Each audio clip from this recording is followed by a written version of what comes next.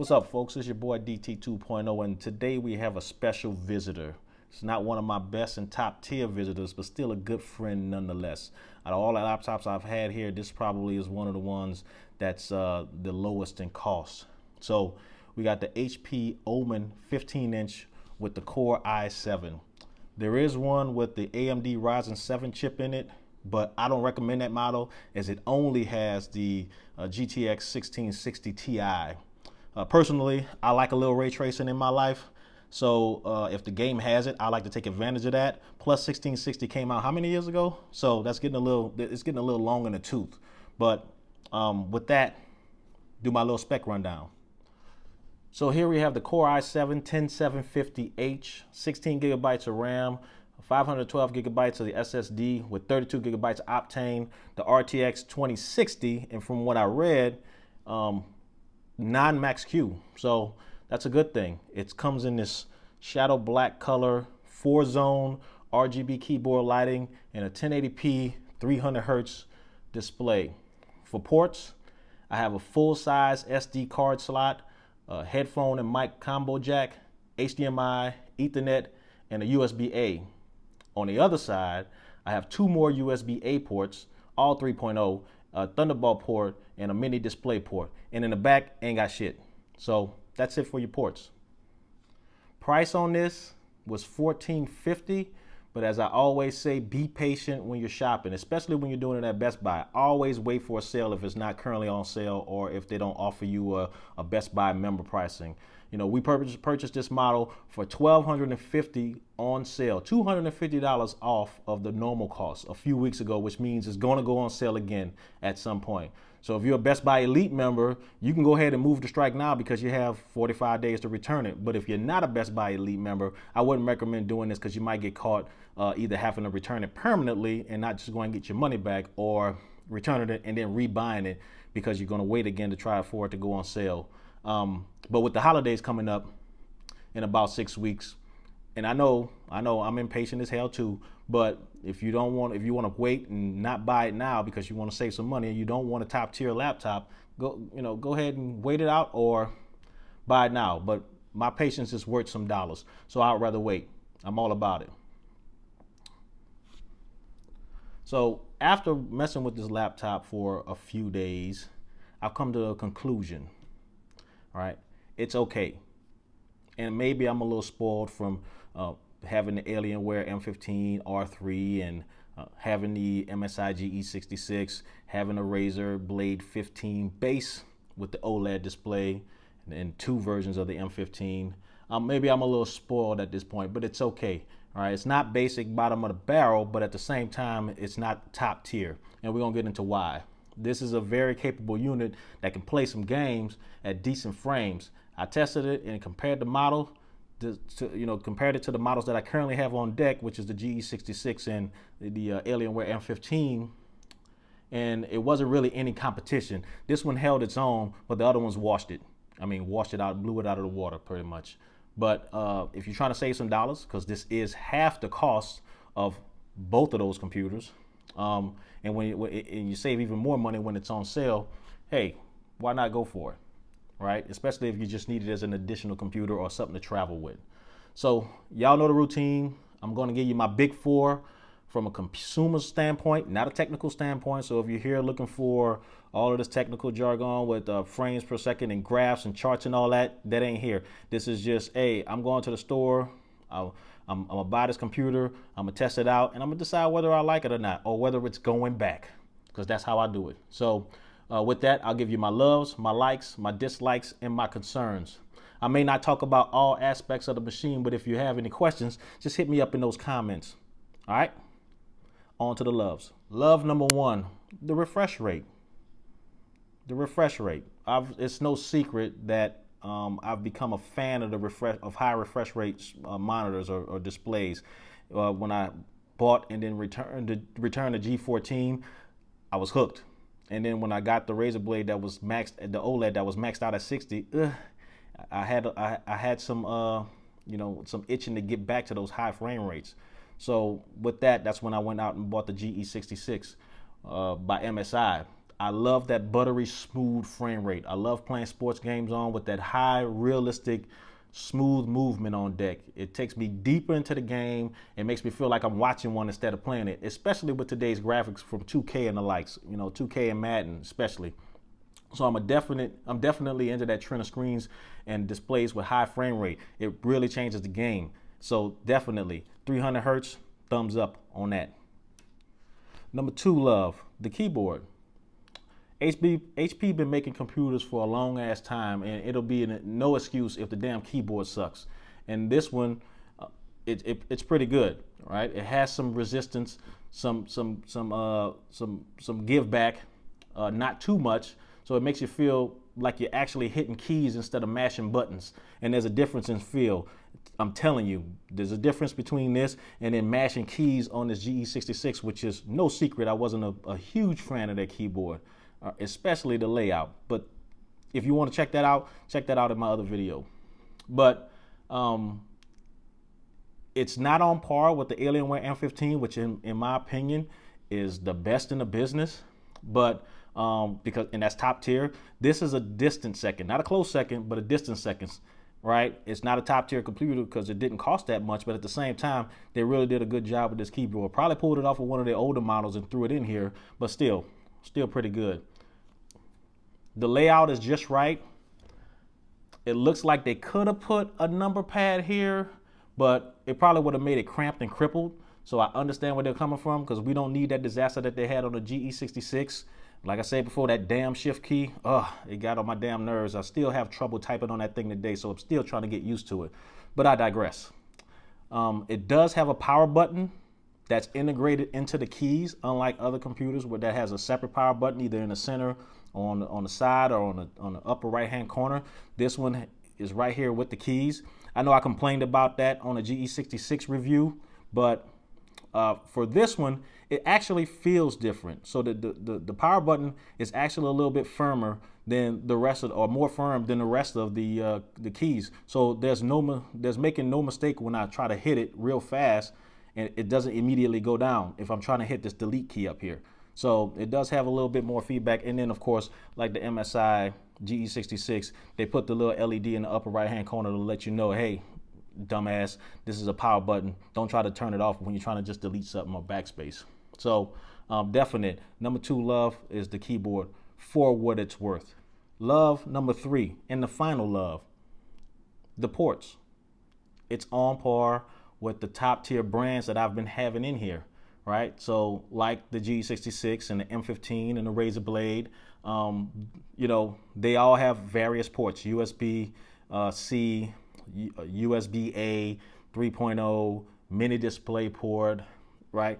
This happens to have a Thunderbolt port. The GE66 does not have a Thunderbolt port. So yeah, not that many people are going to use external graphics cards. So do you really need a Thunderbolt port? Yeah, you know what? If it's an option that I can have just in case something comes out in the future, give it to me. I don't have that option with the GE66.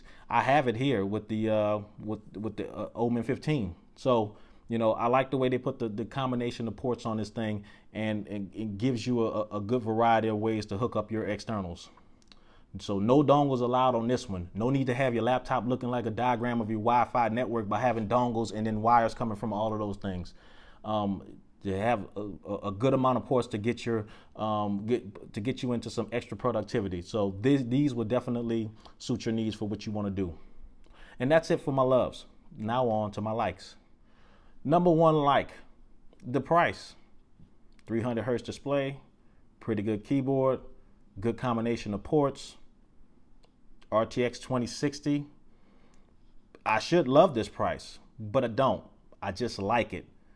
Why?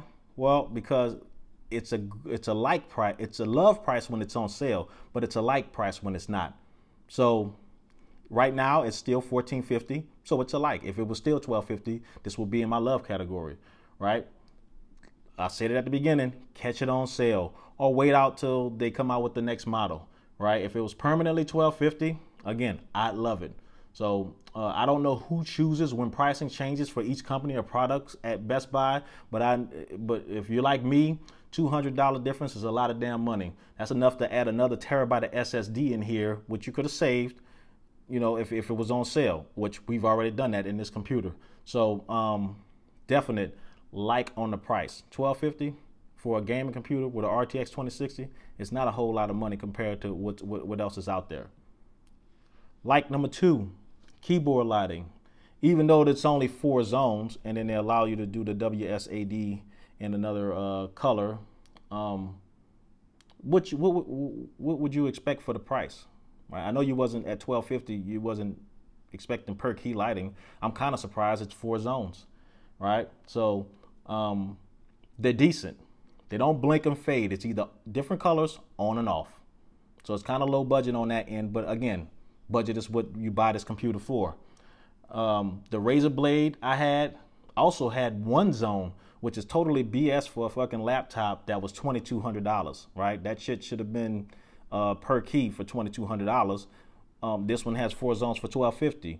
But at least the razor blade allowed you to let the lights do different events. They can fade, they can blink, they can run back and forth or whatever. But this one is just extremely static, different colors on and off. So they just get you. They just get you, right? Razer like to Appleize you, and that's a term that I just made up just off the blue. And what I mean by Appleize you, it's like when you go and buy a luxury car, right? And you go into a luxury car place and you say, oh, I really like this vehicle. I don't want the fully loaded model, but I just want upgraded speakers. And then they hit you with, well, you know, to get those speakers, you got to have upgraded rims, leather, navigation, which will be another $1,600 or $6,000. No, thank you. I'll keep the base model, or I'll take my business somewhere else if y'all trying to stack on shit like that. That's what Razer does. If you want the advanced model, you got to pay the advanced money. Anyway, they are bright and even colored, especially when the lights are out. They shine through actually better than the GE66 for sure, which I would rate is not that high compared to other laptops I've tested. But this one is definitely a winner in my book, all right? It's definitely a winner in my book. Not top tier, but definitely a winner. And last but not least in reference to the keyboard is the trackpad, right? It's responsive. It has a nice click to it, nice solid click, and I kind of like that sound that it makes. It doesn't make a cheap click sound. It's kind of like a blunt click sound, or not even a click sound. I don't know, a blunt bump. But I like the way it feels, right? It doesn't click in all corners, so you only be able to left click and right click in the bottom corner, so it doesn't click everywhere. So as you get to the top, it gets a little bit more firm, but it's not the worst in the business. So judging this in with all of the rest of the keyboards, it's just fine, right? It's just fine for what you get for the price. And I keep saying for the price, but it is what it is, right? If you buy something that's not top tier, you're going to get what they give you and you have to be satisfied with it and willing to accept the drawbacks. And this is me accepting those drawbacks, all right? So while the keyboard and the trackpad is just right, you know, everything else I'll get to, but definite. Like number 3, the Omen Command Center. It ain't all flashy like the Alienware M15's Alienware Command Center. It's kind of the same, but a knockoff version of it. Psyches instead of Nikes, Flimberlins. You know where I'm getting at. But you get what I'm saying.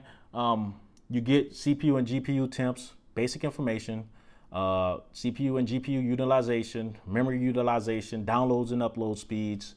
On the network booster, you can have the system adjust to where it'll prioritize what you're doing at the time for the network, for a game, for lighting. Just like I said before, you only get 2 modes, static and off. That's it, static and off. You can change the colors, but that's all you get. They do allow you to change the color of the WASD buttons for when you're gaming, but other than that, just basic. What I don't like about this, and it's just my OCD kicking in, is these fucking boxes that they use for keys on here. When I scroll my mouse over them, you can clearly see that they're not even. So what the fuck is up with that, right? Come on, man, you're killing me. My OCD is going ham right now looking at these damn keys with the uneven spaces in between them. What's up with that, HP? right? It's a minor thing, but still, when you're trying to deliver something and you're trying to sell something to the consumers out there, it's the details. And this is something that's extremely simple. You're just lining up some fucking boxes, just like the keys that you have in front of you, and you can't even get that right. What the fuck is up with that? Anyway, I digress. Performance control, you can do balanced and performance. And then down here, thermal control, you can control your fan. Auto, manual, and then all of a sudden max speed. For system fan speed, if it's in manual, you can scroll or move this slider up and down for speed. For max fan, I just turned it up, and I don't know if you can hear that, but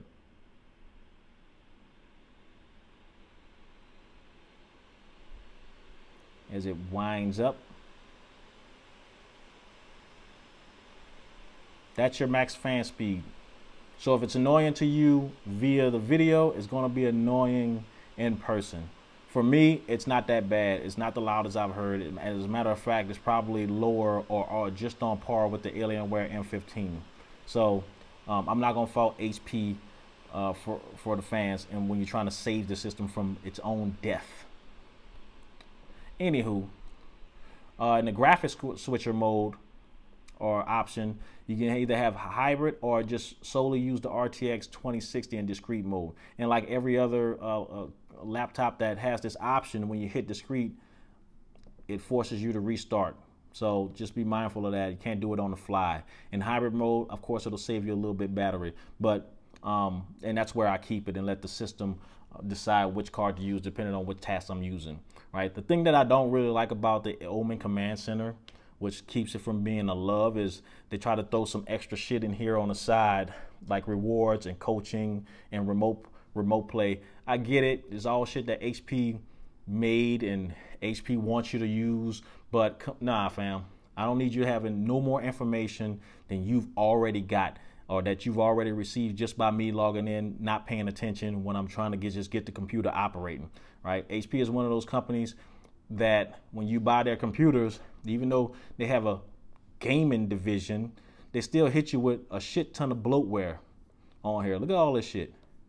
Look at all this shit. Both my G66 and my M15 had nowhere near as many apps as on here. I don't need all of this extra shit. All I want to do is just power this motherfucker up, install some games on it, and play it. I don't need fucking McAfee, which runs for 30 days and then wants you to pay for it. Windows already come with that shit. Yeah, you might have some McAfee fans out there that say, well, pay the cost to be the boss. They pay more attention than Microsoft. You know what? Don't give a shit. Don't give a shit.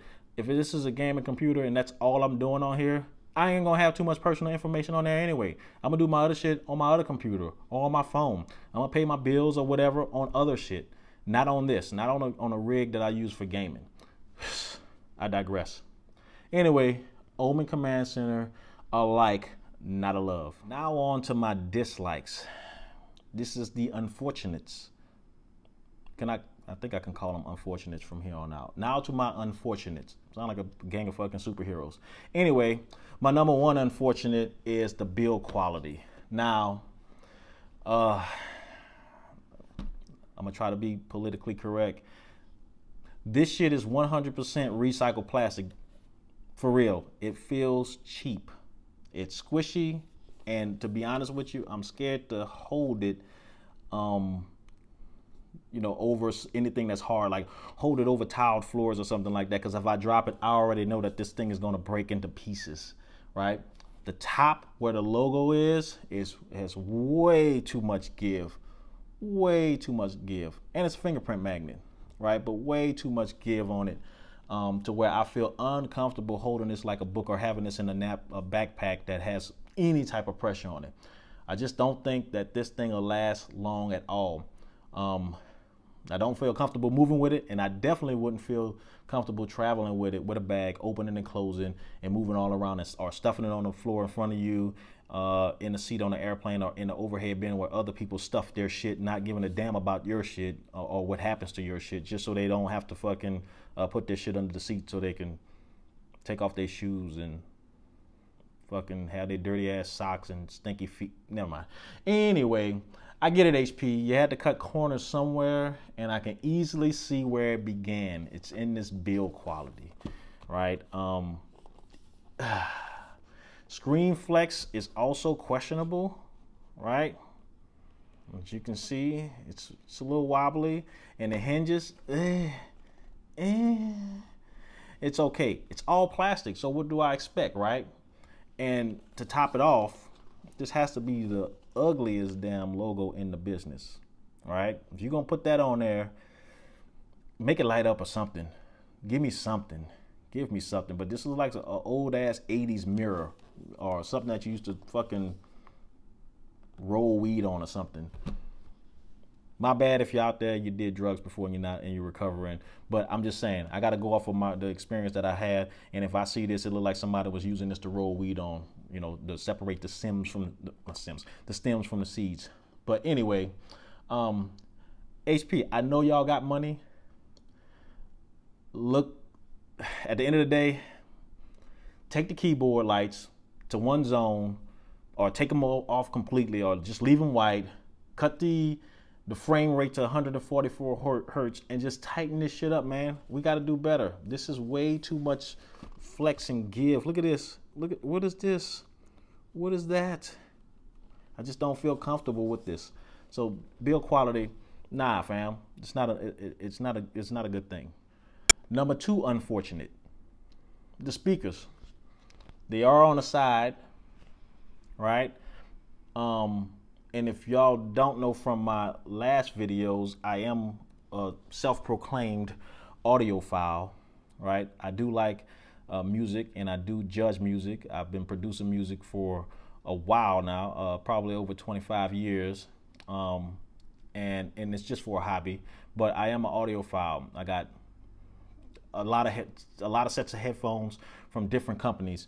Never had any from Bang & Olufsen, but these speakers are just a tad, and I say just a tad, better than the GE66, which fucking sucked, might I add. And it's just a tad better because this has some bass, and I'm using that term loosely, and I'm air quoting that with fucking 9 sets of quotes. I said it before, if I had not have heard the MacBook Pro speakers, especially on the 15 and the 16, especially the 16, or the Alienware speakers that shows the capability of PC computers out there or PC laptops out there, I wouldn't be knocking on this. I'd be like, cool, I'll fucking put a set of headphones in here, or I'll hook it up to some Logitech external speakers or external monitors or a Bluetooth speaker even.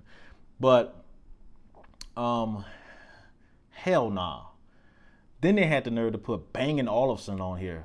Nah, son, it's no bang, and nah, son, no bang at all. It's just not hitting. So that's why whenever my son uses this computer, he has his headphones on. I see where it's coming from. There's even music running right now with this screensaver, but the volume is turned down because it's irritating AF. And I don't know why I say AF when I've been saying fuck the whole time. Anyway, I get it. They had to cut corners on this product.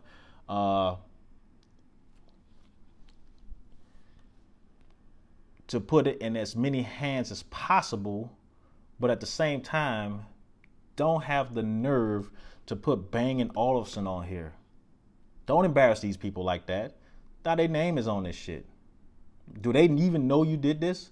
Or they just can't wait till that license is up, like when Beats ran out of town? I digress. And last but not least, my unfortunate, is the screen quality. Now, while the 300 hertz is the shit, the screen quality is not. And again, you have to have it up against another laptop to see the difference. Backlighting varies from unit to unit, but it does have a lot of backlight bleed, and it's uneven. The viewing angle is decent. It's actually a tad bit better than the GE66, so that's a plus on that.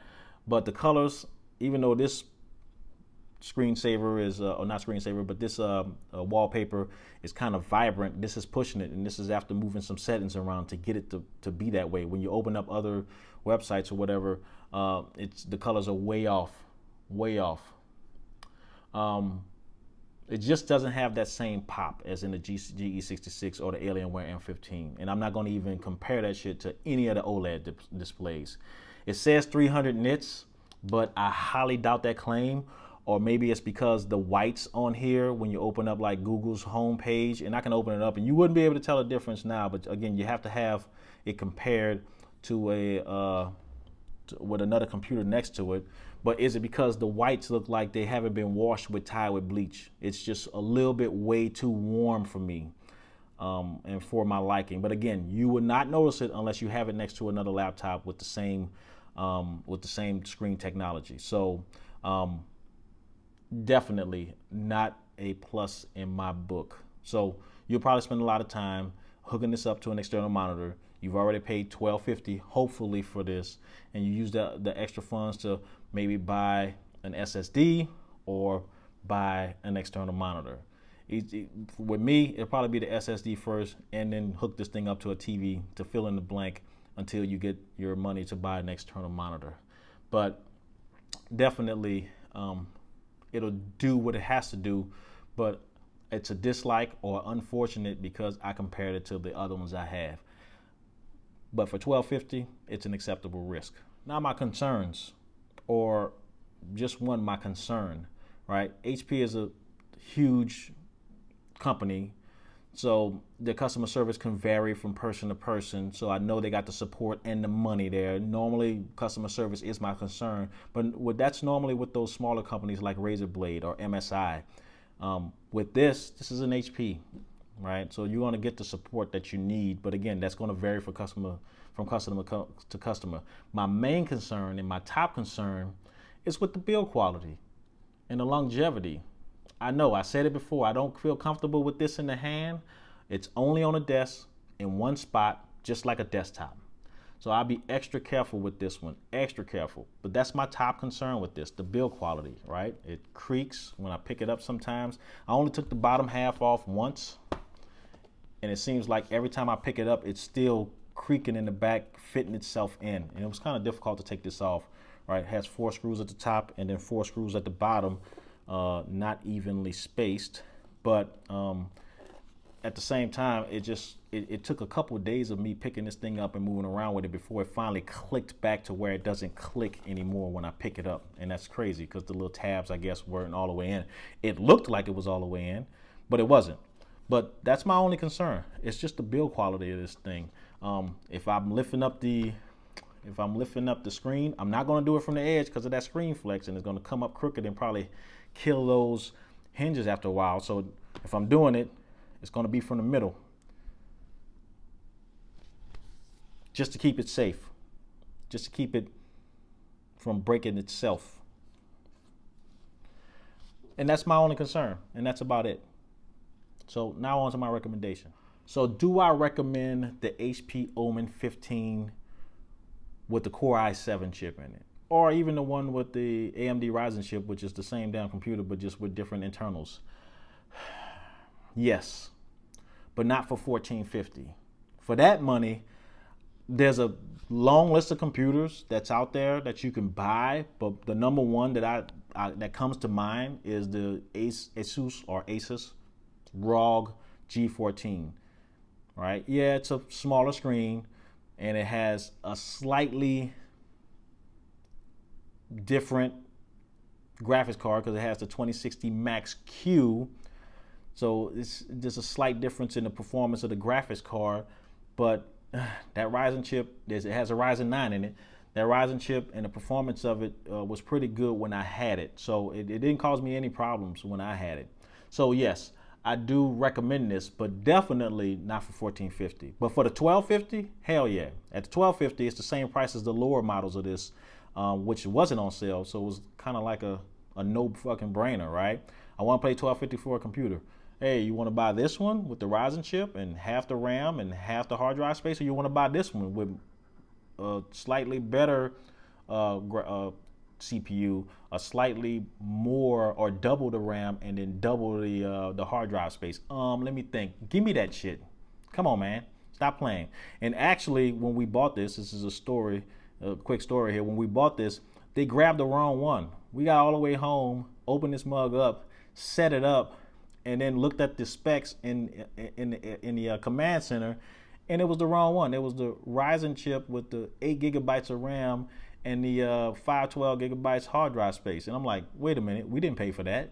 Close it up. 5 minutes later, put it back in the box, took it back to Best Buy and was like, y'all sold us the wrong shit. Give me that when it costs the same price. Why would y'all do this? But I don't know if the dude did it without me knowing, but they were flying off the shelves, to be honest with you. And they only had a few left at Best Buy at the time that we bought these. So just be mindful to check the box before you leave the store, because the boxes look the same, the computers look the same. Just when you open it up, it has different stickers right here, right? Because there's also a Core i5 with it. But check that before you leave to make sure they grab the right one, because they normally stack them right next to each other. So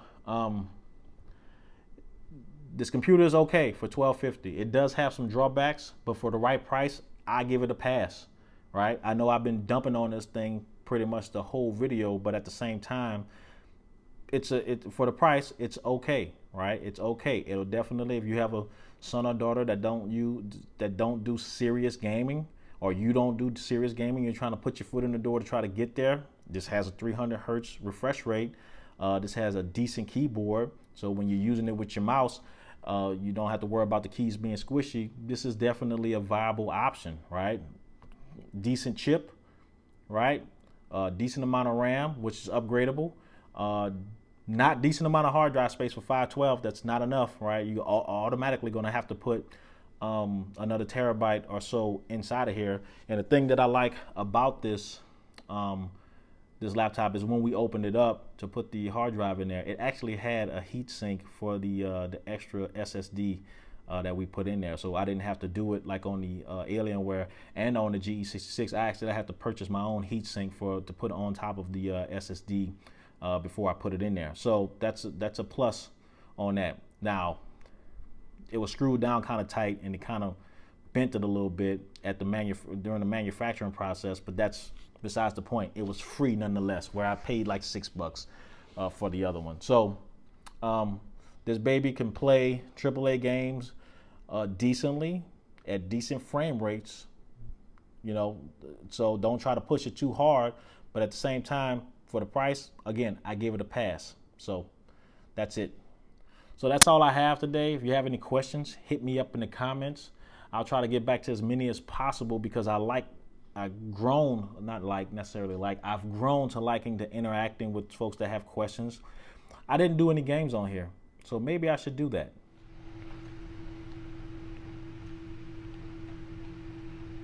X-ray. Enemy at the bridge. Securing Alpha. Hostile taking Bravo.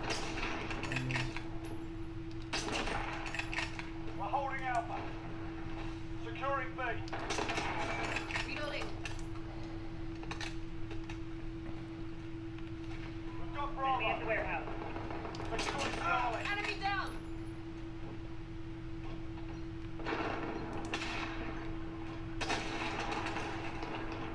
As you can see, you can run Call of Duty with some pretty decent frame rates. Right now it's at 134. Speakers are okay. Bang & Olufsen, no Bang & Olufsen. But it maintains those frame rates at pretty much a medium settings with high settings and textures. Looks pretty good.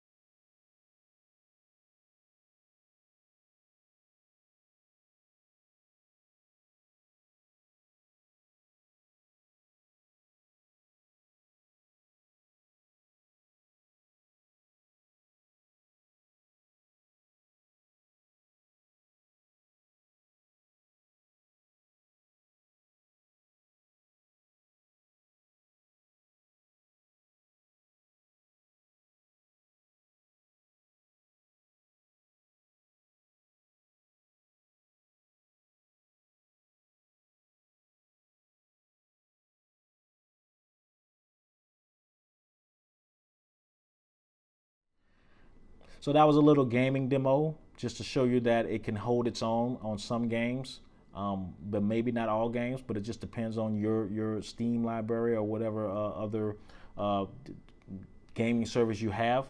But you know, it is what it is. Overall, it's a good computer. Once again, it's made by HP. Have some support. They fucked over Bang & Olufsen. Did I say that right? But hey, it is what it is. Thanks for watching. This is DT 2.0. Peace.